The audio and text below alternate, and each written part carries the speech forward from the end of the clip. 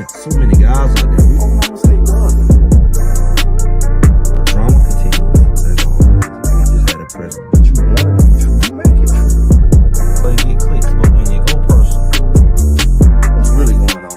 Like, what's going on, y'all? This Greg said it. Back with another one.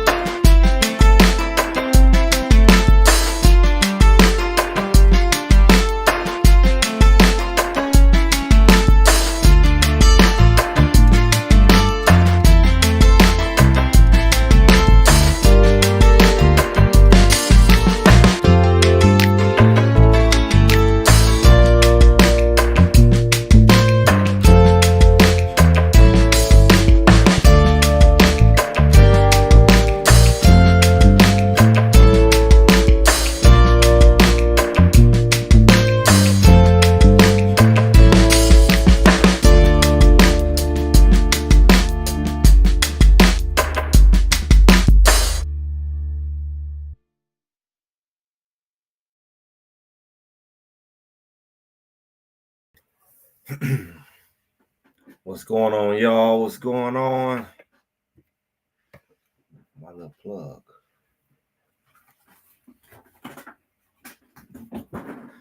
What's going on, y'all? It is Sunday again.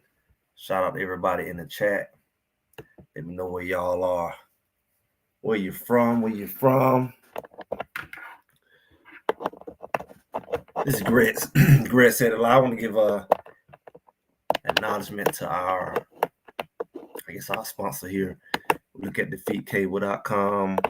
The Tanggula box, as you see scrolling at the bottom, as always, it's a good time of year. Even though the season has ended, a lot of times when the season is over, people jump into other seasons. It's good to have all the channels and all the sports channels. And you want to catch a movie or something with your friends and family, have all the movies. Make sure y'all check that out, especially when you want to cut cables a new year, you want to cut costs and all that good stuff.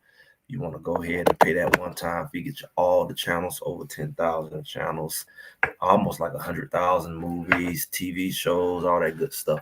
So make sure y'all check that out.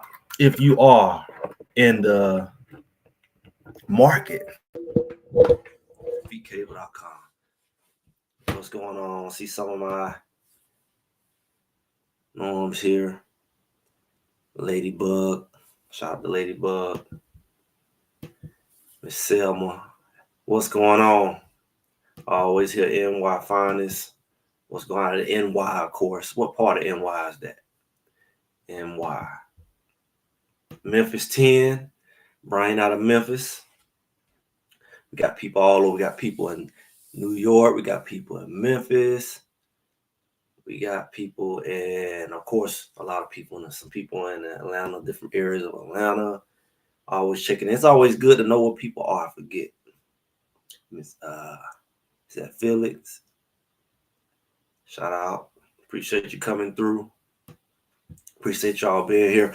This is our weekly time to get together, kind of go over some stuff in the week. Sometimes it be a lot of stuff, and sometimes it's like it just slow. Now it's hardly ever a slow time. Brooklyn, NY finest, Chicago, Felix. Y'all having the snow up there? Is it snow in Chicago? Since it's snowing everywhere else, they say we're about to get our second wave of snow down here in Atlanta. Atlanta's have a freak out. As soon as it get a little snow, shut everything down. But we ain't had no snow in a minute. So we had some snow about a week ago. They say some may be coming back with these cold temperatures, -degree, negative wind chill. We got Allen here at the DMV. Oh, we got two DMVs. Rio, we got Rio and Allen in the DMV. Okay. Really cold today. Yeah, they got all this negative, teens and stuff up north, and then it's kind of coming down here. And we got, depending on who you're looking at, you got 100 different whatever saying it's gonna be cold, like teens and negative wind chill all the way down to even South Georgia. So we might get some more snow maybe. Okay, what about Marshall Faulk? What we got going on? What happened? What's happening at CU? We gonna get into it. Snow kind of melted. Melted in that cold weather. We get cold enough, it turned to ice where we are. It turned to ice and really lock everything down. We can't just get regular snow. We get that ice and the black ice and that thing be shut down. Bad. They can't handle it. Let me see how I get this widget off of here. But yeah, whew. We last week, kind of early in the week, there's been a lot of talk about like, is Coach Prime leaving? Is he going to Dallas? He ain't signed the contract. And they try to rumor, it's tension about the contract.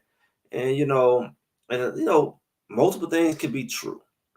Some people say Coach Prime is leveraging the situation for him in Colorado. I guess that's what you're supposed to do. I know he did it back in the day with baseball and football, so it's not far-fetched.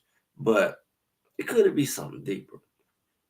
Now, we've seen a lot of changes. We've seen the new strength coach come over from Miami. We've seen a couple coaches ship out, trainer ship out, strength trainer. And they say he's more positions to be filled within the strength department, maybe a couple guys. And then we got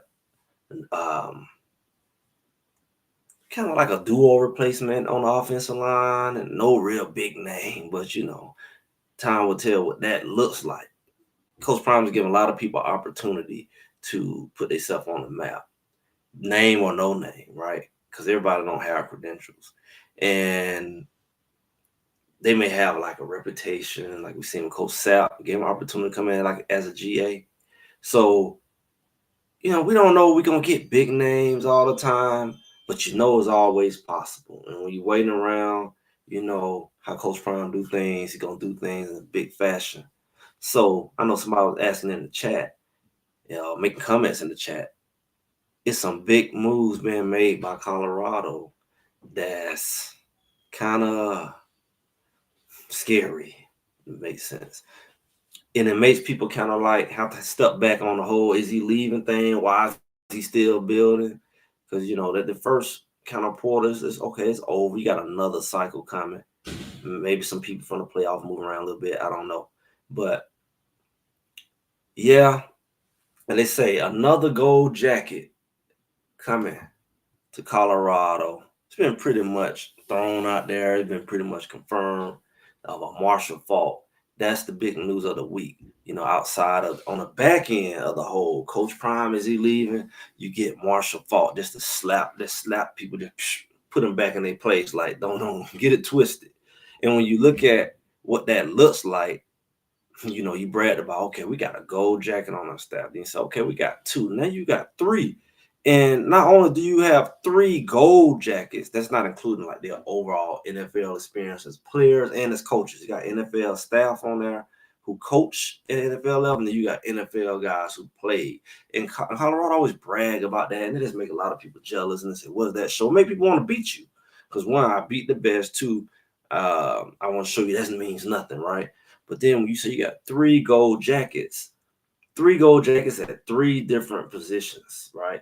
We're on both sides of the ball at this point. When you bring in a Marshall Faulk, now I know it's a lot of, I know a lot of people follow me. They're not necessarily young, but a lot of these young guys don't know about a Marshall Faulk. And I'm gonna tell you, when I came up, it pretty much was. There was a lot of good running. I ain't gonna lie, but it's 3 that really stand out. Now I could talk about not Norman Thomas, Thurman Thomas up there with the Bills, Ricky Waters, what he was doing out there, like that's like honorable mention. And of course, like the Barry Sanders, he almost kind of fall in between going back to old school. He did a lot of stuff and he left a little early, right? He left some meat on the bone. But when you talk about, I would say the big 3. Put y'all big 3 in the comments. It was big 3. I ain't gonna forget Edgerrin James. I'm not gonna LaDainian Thomas. I'm not forgetting those guys. But when you talk about Emmitt Smith, when you talk about people like Marshall Faulk, Emmitt Smith, I would think Edgerrin James was a big deal too. I mean, Edgerrin James was a big deal. Like when I was in my preteens, like he was like, to me, like the Allen Iverson of football. Like he was that guy that, he had that look, he had that little Florida look, and he just did things his own way, and he just dominated. And he got his Hall of Fame recently. And a lot of people, they sleep on Edgerrin James, but he was a big deal during my like 7th grade, whatever them years were. He was a big deal. But when you look at, Eddie George, I think Eddie George was a monster, especially in the NFL. It's like he got stronger and bigger, and he was that guy who just kind of just ran over people, And I'm talking about people who kind of, in my days of playing ball, like Bo Jackson was cool, but he wasn't loyal. He wasn't committed to the game like that. I mean, I'm not talking about Bo Jackson. Well, I'm talking about Bo Jackson. Yeah, Bo Jackson. He was kind of doing his thing. A lot of good running backs. You had Jerome Bettis. I see, you see Tony Dorsett. That's kind of like the old school. I was really young then, but like the guys that I kind of like, the people who I played with, who kind of idolized, Coach Prime not signing things to the flexible will come in first week February. Finalized coaching house because the school uppers has the vote on total contracted football salaries. Yeah, and you get these things and make sure you can pay these guys, because it. Guess what? Coach Prime name is great, and I tried to tell a cousin of mine that he's like, "Oh, Coach Prime, man, he ain't gonna do nothing without Travis and Shador. They the ones who trapped. No. They lived off of Coach Prime name. We're gonna see who name care what none of them boys gone. Coach Prime is gonna be still able to pack them out, but you got to think about who wants to see Coach Prime, right? That's enough, right? Then you got Warren Sapp out there. Then you add Marshall Faulk. These boys on the sideline. That just further make people want to see what this show. So that here we go. The starring cast for the next year is already building up to the point where we can pretty much solidify another must see. Because you're going to have to see what Marshall Faulk do with his backfield. You're talking about Marshall Faulk. Marshall Faulk versus Eddie George. I remember that. That was right here in Atlanta in the Super Bowl. And, Marshall Faulk, the greatest show on turf. When you look at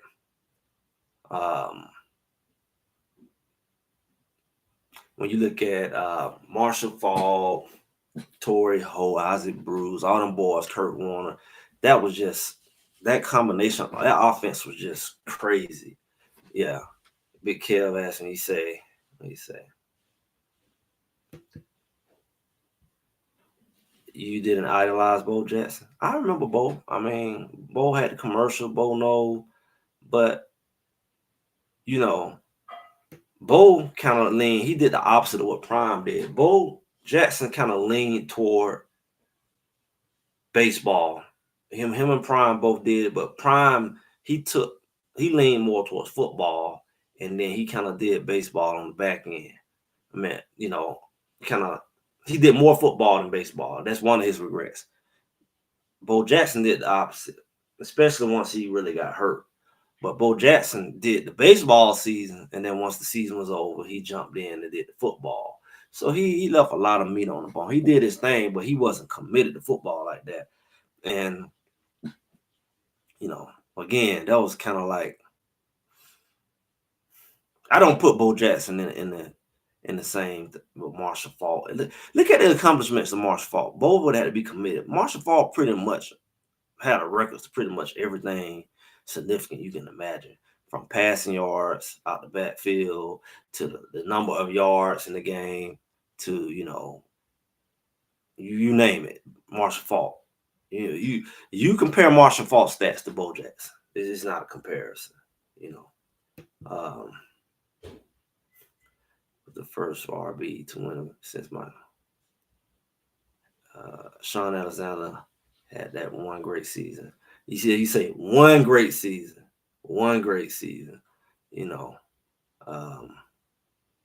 Yeah. Well, I'm gonna tell you one thing. I ain't young. But I ain't no Bo Jackson guy. You talk about 40. That ain't that young about that.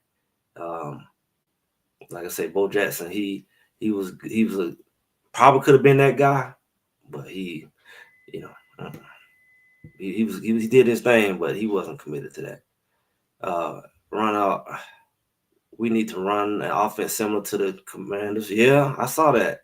Since Salters has similar skills to Jalen, now you definitely got to fit it to him, just like you fitted to Shador. You definitely got to fit it him. That doggone. Speaking of that, we're gonna get out. Barry Sanders. Speaking of these doggone Detroit Lions. Exactly. That's the point. He wasn't committed to football. He played two sports, and football took the lesser of it. Unlike Prime, baseball took the lesser of it. I watched that game last night, some of it towards the end with Detroit versus Commanders, and that doggone Jalen Daniels. I see why he dominated the college last year, because he's on the grown man. No, he was just too dominant. When he dropped back, he is a problem. His little skinny self is a problem. On the 4th and 2, 3rd and 2, he a problem, because he can get 2 yards at will. And so if Salter can be anywhere like that when it comes to that concept, they need to build a concept around that. That's going to be a problem, because he can throw. Salter can throw. But if he can run like that, it's going to be an absolute problem. So I definitely think that is a good model to kind of look at, when you're looking at how this offense should look, and how that works with Marshall Faulk is the fact that Marshall Faulk systems that he came up in and the philosophy is very similar to some of the things that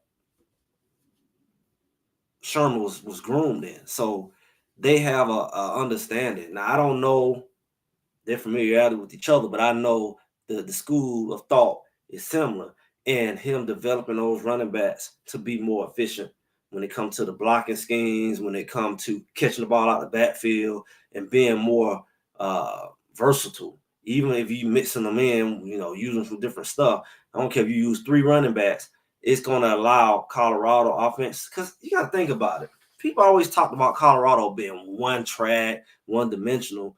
And it's like, you throwing these little sideways passes more than you probably should do a stepping back, have to spin around, and they just pin their ears back.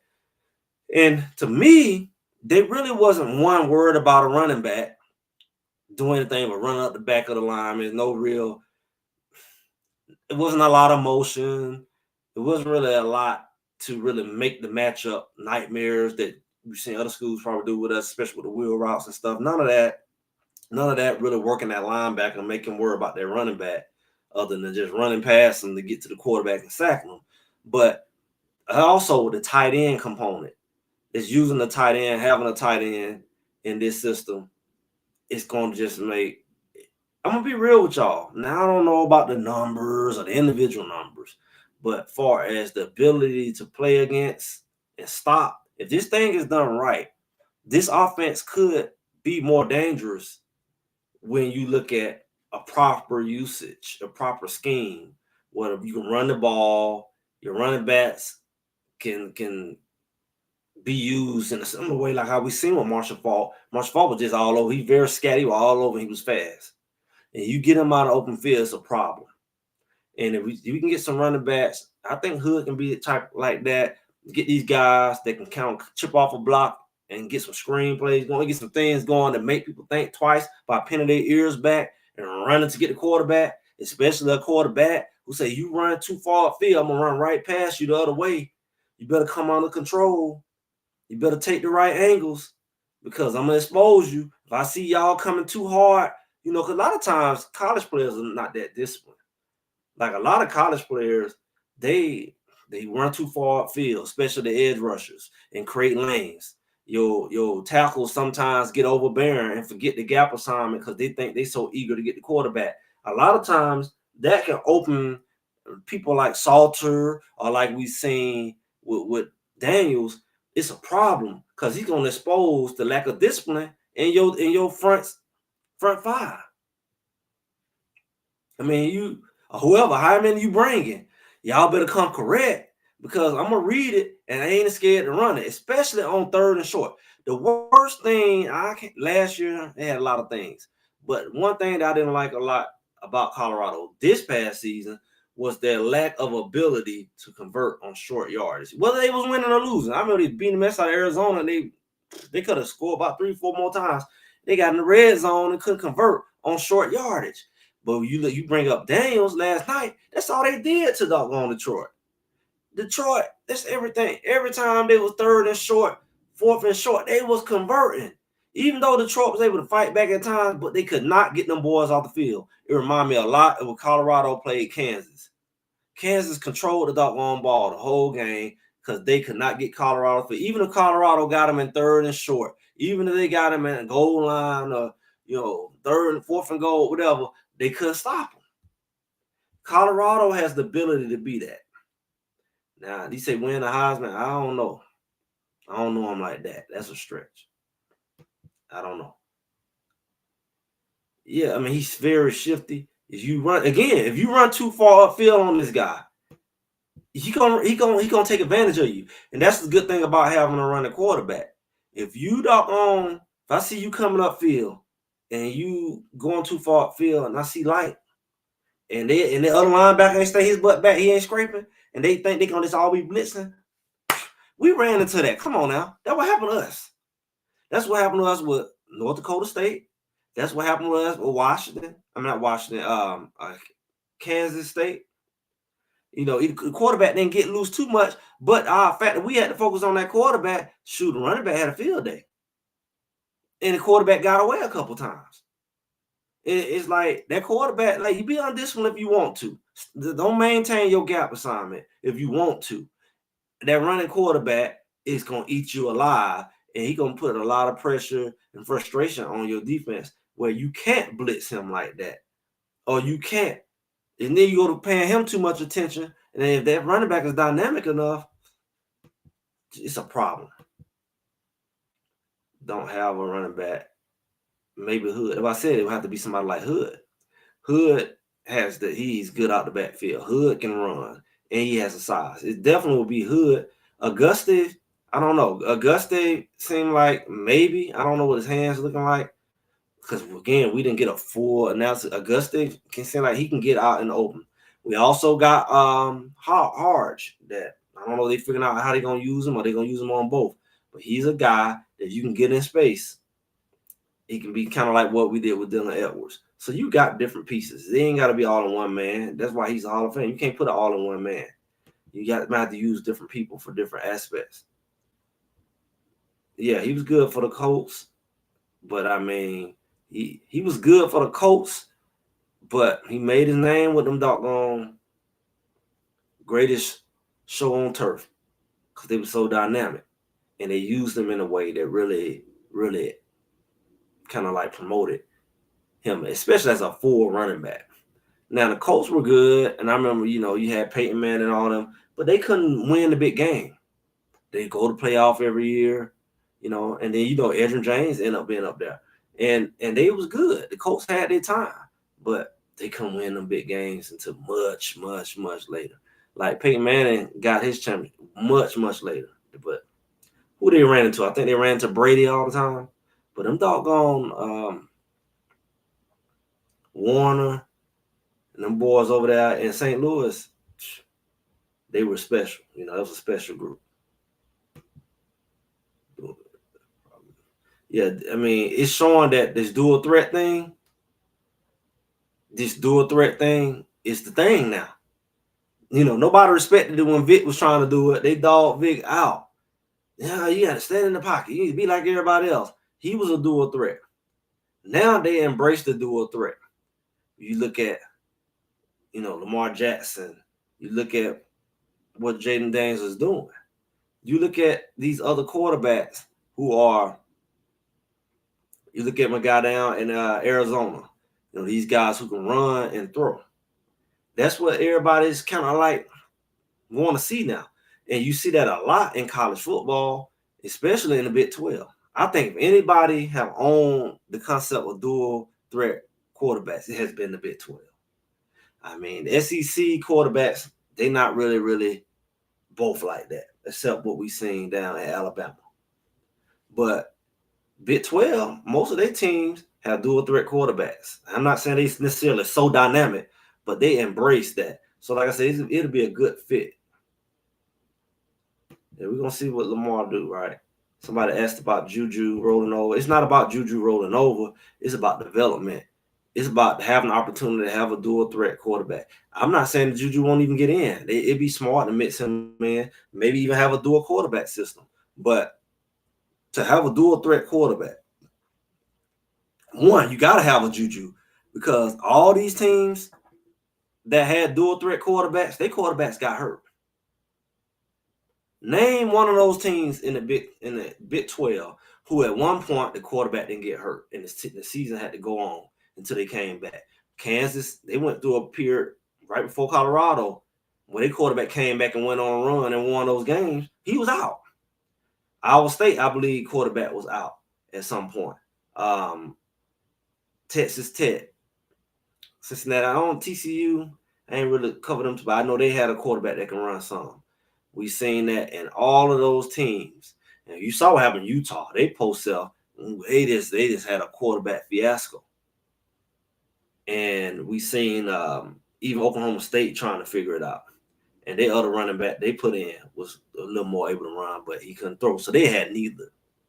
But to have a JuJu will be necessary. If you got a dual threat quarterback who twists his ankle or come down on his knee wrong, the quarterback may have to go out for some plays or a quarter or a game or two. You don't know, because they running that ball. They can get hit or just run and something happen. You got to have a backup quarterback, period. We got away with Shador because he didn't run that much. And that's one of the conversations about a running quarterback. That's what happened to RG3. He ran a little too much. And boom, his knee. Somebody pull you the wrong way, twist your knee, tear your ACL. So you got to look at, nobody's looking over JuJu. The fact is, you got to have a shoe behind him. Somebody got to be ready, because we ain't had that kind of thing. Shador went down last season, but some of these teams, especially for the last Utah. I don't know what kind of hoobie they got going. For the last few years, they don't lost 3-4 quarterbacks both seasons. I don't know what kind of crap they got going on, but we've been very blessed for Shador to be able to play with the line that he had and the hits he took. That you'd be surprised that no other quarterback had to play.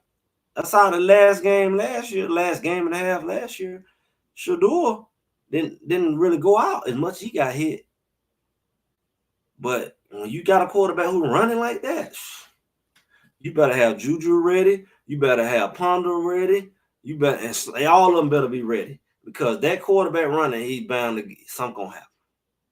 Somebody gonna hit his finger, step on, something gonna happen. If he run a lot, it just creates too many opportunities. So he may not get hit as much through sacks, but he gonna get hit when he running the ball.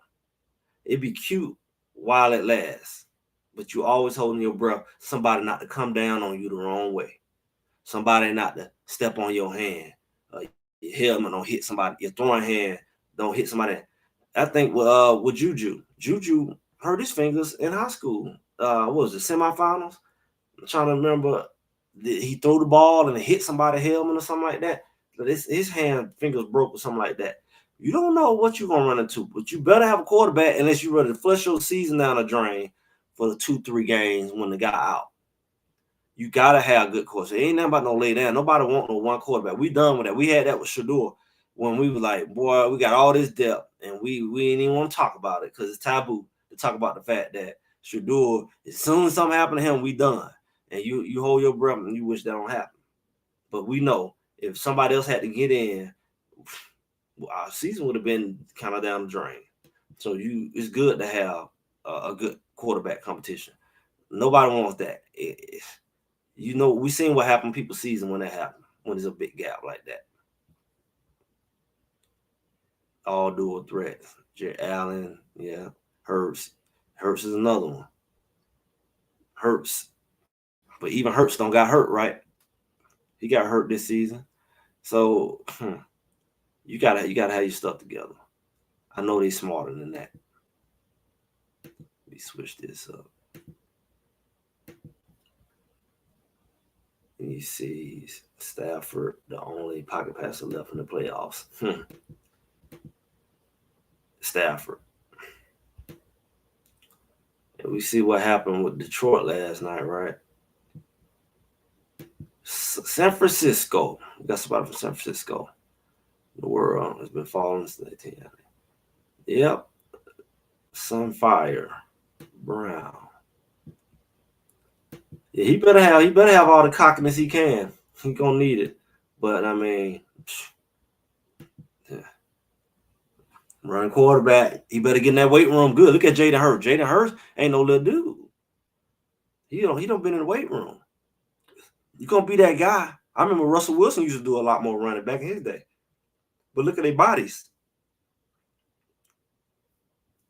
Watch Dallin show out like he did in Ohio this year. He can catch out of the backfield. Hopefully everybody should look better with more opportunity. It's hard to get momentum when you don't have the opportunity. I appreciate your support, Sunfire Brown. All right, everybody, make sure y'all like, share, subscribe. If you haven't subscribed yet, make sure y'all tap in here. Sometimes some teams play more than one quarter. A lot of them did. That's what people don't realize. Like at the college level, it's not abnormal. That's why people, when I was on Be Watching one time, I was talking about using those big quarterbacks. They really tight ends. Some of them don't hit the portal. Both of them, big ones, don't hit the portal. Except Ponder's the last big guy left. And I like put them guys in and let them run some, short 3rd and 2. Let their big bodies go get hit. Let them contribute. Let them lay out. They big bodies. They bigger. They could take it. And then I seen some pros. I said, see? I seen the pros put in a tight end at quarterback to get the first down. And I was like, man, sometimes I'm just, people just can't see till they can see. I'm telling you, look at here. We got these big bodies. Well, why are we going to push you out? They did it in the pros. Matter of fact, who was it? It wasn't Kansas City. It was one of them teams in the playoff a couple weeks ago. They put the tight end. You can put a doggone Wildcat, put a big guy at quarterback for short yardage. But, I would love to see Colorado do that. What's wrong with that? There's no knock on Shedeur.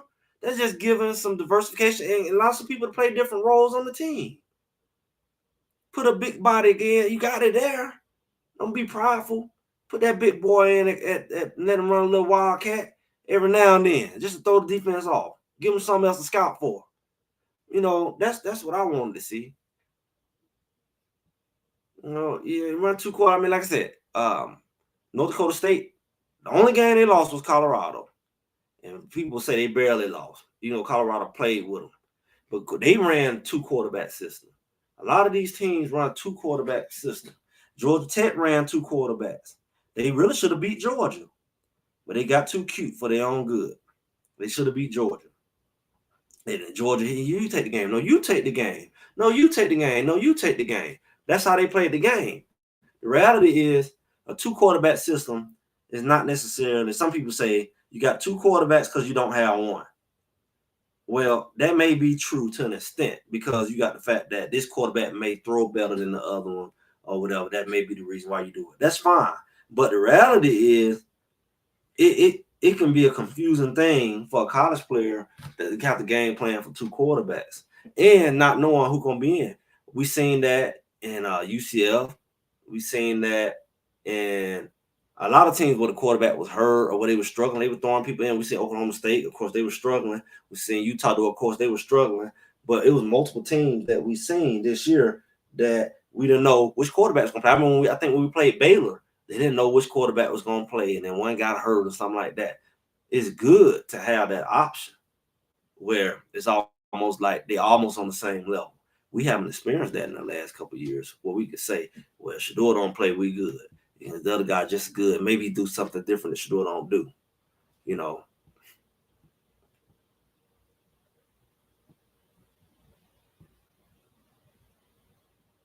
Still weak French players. And now they still count on 0 experience except for Salter. There's no coach experience for you. Weak trench players. I don't know. Maybe. We'll see. I can't speak on anything. I can't, because these are new players, new foundation. Some people say they still don't believe in Pat Shermer. Yeah, at this point, it's interesting because it's like why you didn't do what you do. Use your weapons. I believe that too. North Dakota, they lost to South Dakota. I didn't see that. But did they go to win? Yes, North Dakota State won the national championship. They beat Montana a couple weeks ago. Yeah, they beat them. Shermer lacked creativity. And I just don't get that, man. I just don't get that. It's weird. It's weird. It's conspiracy-like weird. Because when I watch the games and I watch everybody else play, coaches who don't have nowhere near the pedigree, the experience, the reputation he have, and I look at these other teams and they plays just look a lot more like creative, like you say. A lot of motion. I like the way Georgia Tech use their players to get them in motion and get their speed out there. So it's like I don't know what to say, but it's just something's off when you look at somebody who got all this experience that we talk about, and he's not really using those weapons. Like I would love to see more movement with the LeJohntay and the Jimmy to get the whoever have to either they ain't a man. Okay, to get these players have to get out there and cover them in the space. I would love to see more drags and stuff like that, and underneath routes that teams did to us, and make those guys have to run with them versus throwing at them sideways and keep them in front of you where you can pursue them easier. It worked. It catch a scene every now and then, but I would love to see more drag routes and cross routes, and they picking the mess out of us. When do we ever really pick anybody else? I would love to see more pick routes with the speed that we had. I know Jimmy will hurt sometimes, but I don't feel like we use him and his speed nowhere near as much as we should on the opposite side of the ball, where it comes to matchup opportunities in the middle of the field. LeJohntay the same way, his quickness and his speed. I don't feel like we really, really isolated them enough to really take advantage of it. And you know how I feel about Harge and people like that. So that has to do with the play calling. So I can't say I disagree with you. You know, yeah, I can't say I disagree. I can't say I disagree or agree or disagree.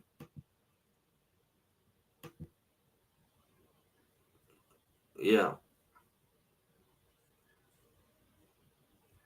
Yeah, I mean, I think that we can easily look at who he played against. Like I just said, like I feel like the teams we played against gave our defense a hard time with all that motion and getting matchups, and 'cause especially we playing man, and then they pick them and all that. Like, and I'm thinking like we saying that John. Usually you take what work or you get some ideas from the teams you playing against. I feel like you would think that our offense would say, well, shoot, the way it's working on us, let us try some of these pick routes. Let us try instead of just running screens all the time.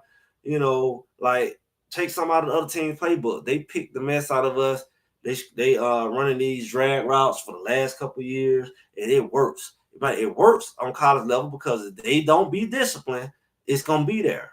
You see what I'm saying? If you're not disciplined as a college player, as a defensive back, if you're not disciplined and not letting people go across your face, and making sure you get your hands on them, making sure you got your technique right. If you're not doing that kind of stuff, you're gonna get exposed. And I would bank on an 18, 19, or 20-year-old guy messing that up more than not, just off of just discipline. And if you should see the film to know if they're super well coached, but that's not gonna work. Now, it's not very common for you to find a team, the average team, to have 2, 3 exceptional DBs who are all on that level. You might find 1 or 2, at that.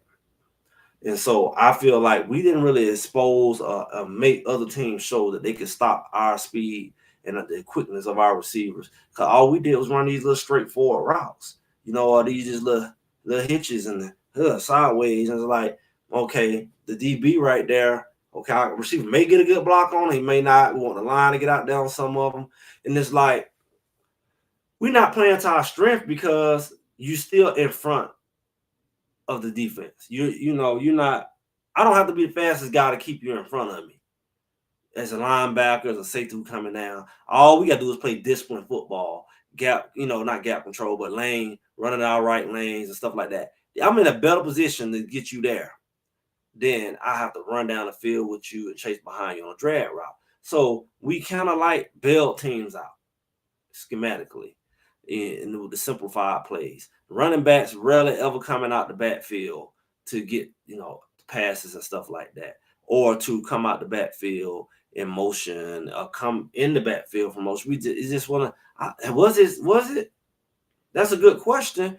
Something is tied because your play calling was very identical to what happened the year before from a standpoint of the look that it had. It was very straightforward, like you said, shotgun, very little motion. There's no confusion at all. It's just line up, rush, line up, rush. You might have them come across in motion, fake some kind of jet sweep, something like that. But that was like every now and then, and that was the most motion we seen in a jet sweep. I seen teams with two people moving one time, go to the other side, one come back. It make people have to move around, and it exposes what you're trying to do defensively. We didn't even know. Why was it a secret that we know what you're trying to do until we hike the ball? Why we always got to figure out? They ain't never have to figure you out. They knew what you said. Oh, they just gonna just line up and snap the same way they came out here. We didn't have to figure that out. We didn't have to move. You ain't made nobody have to move. DB ain't had to move. Linebacker ain't had to move. They moving because they setting you up. They moving because they, disguising their blitz. Like they get to do all the stuff they want to do without you really making them have to do something else or making them think they're going to have to do something else. That's what got me about them.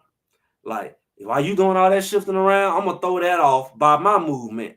And now you thought you was going to get do all that line up on the line and do all these little, assimilated pressure type crap. I'm going to throw you off of that when my doggone receiver go that way, so let them go that way. And now you can't do all that crap you thought you were going to do. I'm going to disrupt that, or I'm going to expose that you weren't really finna do that. Or you weren't really finna blitz. Or if you thought you finna blitz, now you can't. You ain't put nothing else on their mind. like I say, Marshall Faulk, all that. If it looked the same, now that's what I want to see. If you say if it looked the same, Shador gone, this person gone, that person gone. What does that mean? Now what? Now what? I can't say. I would hate for you to say that one player had that much power. I would hate for you to say that. And I expect it to change, so it should be the chance for you to cover it up because you got a different quarterback, you got different line coaches, you got different running back coach. So you definitely should look different. And you can't even really put it all the way down on Shador or anybody else because everything different anyway. Everything from the coaching staff perspective, everything is different. And so that's not even including the players. Yeah, I mean, you're supposed to be able to use it for your advantage. Like these people ain't playing chess or checkers. We're not really trying to put ourselves in a better situation, but at the same time, they get to load up on you, and they ain't never got to think twice. They already saying you ain't got no tight end in the game, or if he in now, he's no real threat. He running like he got 3 left feet, and you ain't really got to cover him like the year before. At least our tight end was a threat. So you ain't really worried about the tight end like that. The running back, you know he ain't finna run the ball, but on so many times he gonna run right up the back of the lineman. Ain't reading and run to so it's like you only gotta hone in on the quarterback. I mean, he gotta prove it this year. But why waste it? Because the good thing, like we said, this quarterback, he can bail him own self off. They can do some design runs with the quarterback, Tebow style. They could do some stuff where he drop one read and get gone. I don't know what these plays gonna look like. I can't tell you because it looked very identical the last couple of years. I ain't gonna lie to you. The last couple of years, like let's say Pat Sherman took over the last 2-3 games last year. Now, did it look different with Staub? Now, that one thing we can say. It looks different with Staub. Staub at that Utah game was different. I think he was even up on the center more. Everything looked like regular football. They played well. The game was stolen from them. They stole the game from Staub. It was a very well ran offensive game outside of the beginning when he just looked chaotic. Yeah, but okay, well, like I said, with Staub, it looked different. So we're gonna better say it was a different quarterback. Okay. It is what it is. Shador gone. I don't know why nobody would. This is what I don't get. Why would we say it was Shador if Coach Prime said he wanted to run the ball? But he kept saying we can't, but we want to. And then you need to run the ball. It ain't helping you. I don't know why you want to do something that hurts you. I don't know why you would want to do something that hurts you.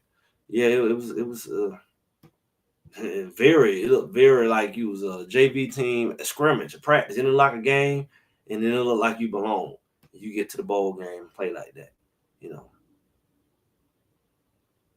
I would have gotten a proven college spread coordinator from jump.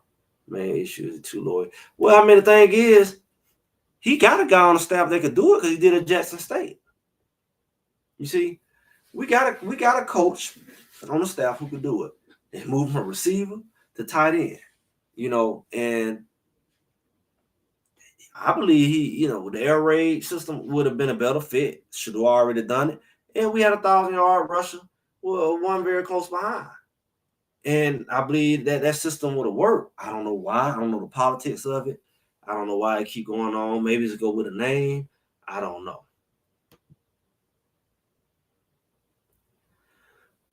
I don't know. Because Coach Prime was the coordinator at Trinity. So what you saying? Coach Prime was calling the plays because Coach Prime was the coordinator when they was at Trinity. And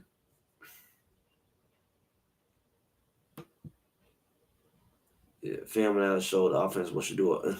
But what was it though? Like, what was it? Not running the ball? You said they didn't run the ball? Like throwing a lot of screens sideways, not going vertical? Like, what was the identical component? Because it looked also identical with Deshaun Lewis. Now, I don't think that I don't think that it was beneficial to him at all, especially as you saw that you need a running game, you need some stuff, because his passing game was affected by the fact that they put a lot of pressure on those linemen to do, because they know they were coming for him against him for pass only. You're not running as much, you're indecisive when you run, and then you look at the fact that, okay, all we gotta do is just crowd the in front of him. It'll make him spin out. Receivers, I don't know.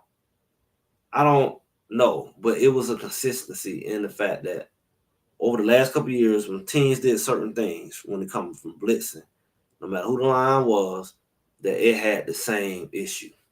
It had the same issue. Okay, the concept of 4 wide and all hitches. Yeah, but it wasn't all hitches at Jackson State. So what happened there to replace the run game?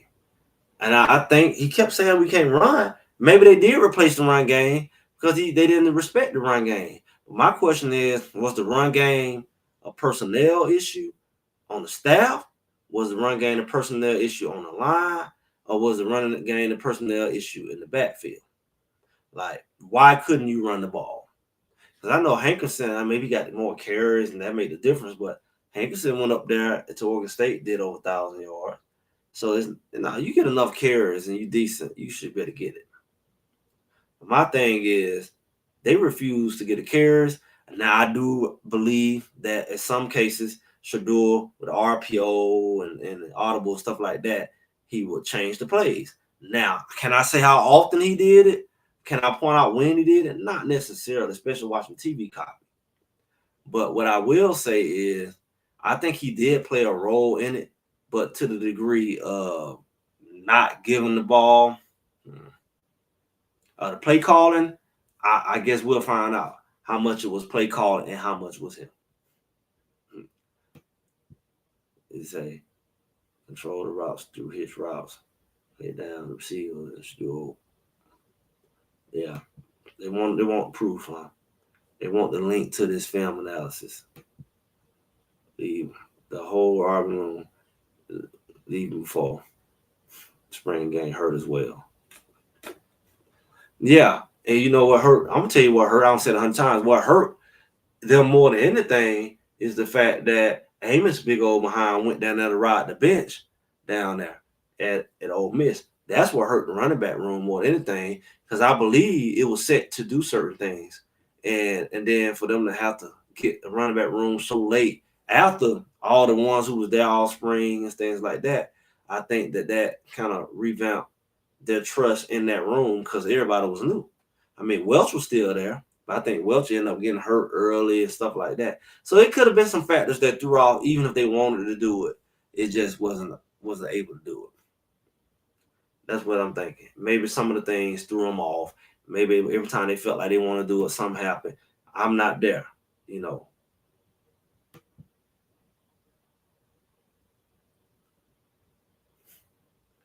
Why I don't get it is why I want their hot routes. Again, he was audibling from the run, but like I say, they should have been checking down on when it comes to the pass routes. Whether it was like based off of their read or was it based off of actual call. It was no check down. There was no motion. You call a play, bring some motion. They kind of like keep in check some of those guys coming off the edge. Because I would love to replace they behind. Like I'm saying, you see, I'm out here, we 3 ride. And this guy, he said, oh, shucks, I'm finna come on off the edge. I ain't got nobody.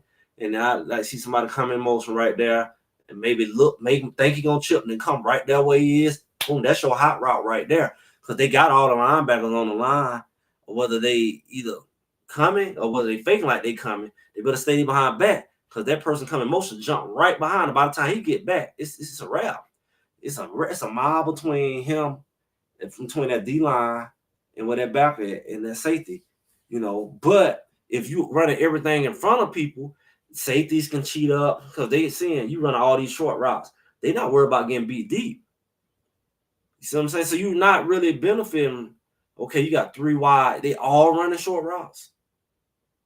You run a hitch, you run here, screen, they blocking. Nobody really pushing deep. So you're not really benefiting from your speed.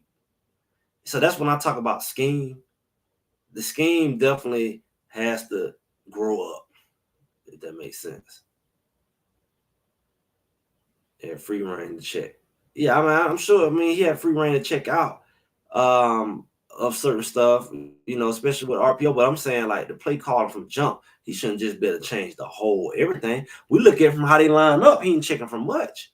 You look at the form, you look at the formations they run out of, they were the same. You look at the fact there's no motion, that was the same. He wasn't checking out of the motion.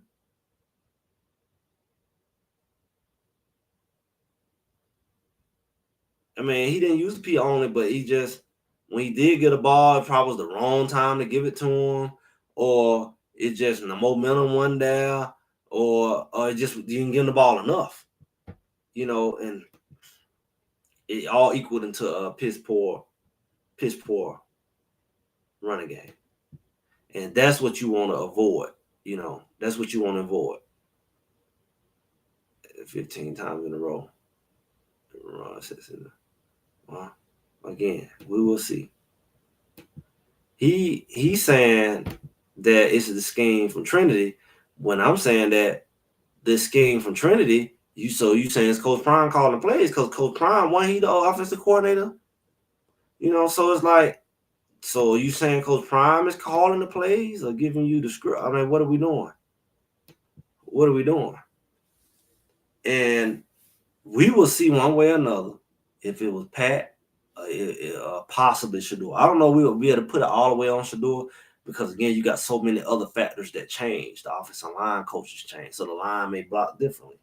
Marshall Faulk back there with the running back, so the running backs may be doing something different. They play may be better. The skill set may be better. How they're used may be different. So, of course, whoever want to say, "Oh, it was Coach Prime," I mean, Shador, because Coach Prime gave Shador the right to change, or he did in high school. Well, we won't see until good old August, September, and we ain't rushing that. Yeah, in that case, you could say Sean Lewis did the same, and maybe that's the truth. Maybe that's all the truth. But at the end of the day, now you got a quarterback who they should build it around him. Okay, you build it around Shador. Let's see what it looked like when they build it around. We'll see what that looked like with Salter, who can run. And like we said, we like the way it look up there on Washington with that quarterback who you mess around and forget he got that ball. Now, I don't know the speed of Salter, but you mess around and forget Jaden Daniels got that ball, and you drop off in the cover and your linebackers get lazy, that end get lazy, he finna go right around them. And then they can have all the angles in the world. He gonna run past them like they don't have no angle. That's what you got when you got a quarterback that's, it is what it is.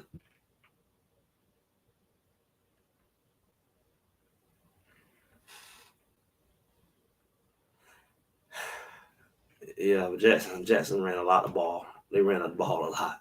So that's what we're talking about. We're not talking about the scheme itself. We're talking about if Shador was changing plays and doing all that, he sure didn't do it at Jackson. Nowhere near that level, because they running backs was running the ball. It was never a question of they don't run the ball enough. Savion Wilkerson, especially that second year, he had a field day. And the thing about it, they barely even used Savion the first couple games because they had him behind a couple other guys. Savion ran for like, I can't remember, was it 1,400 yards or something like that? The year before they came to Colorado, and he didn't even really play the first 2 games or so. So they ran that ball, and he was very effective at running it. And it was very balanced. But that was a different coordinator. And that coordinator's on staff. I would love to see what he would look like. Because one thing was sure, Shador wasn't doing that to him. So, I mean, again, how much can we really put on Shador? You say, he said it looked nothing like that, Pat Sherman. But Shador offense looked nothing like that down at Jackson State. Not from what y'all saying. So I did not use it. Yeah. Yeah, they ran it. They ran a lot at Jackson State. It was no, 15 carries, an ineffective run game, and all that. Yeah, but I'm talking about his second year. I ain't talking about his first year. See, I'm talking about his second year. His second year is when Sabian Wilkinson was there. Maybe he was handed more control, but to his detriment, like you don't leave the control in his hand when he getting hit. When you see he can't handle it, nobody for 2 years gonna let him keep shooting himself in the foot. You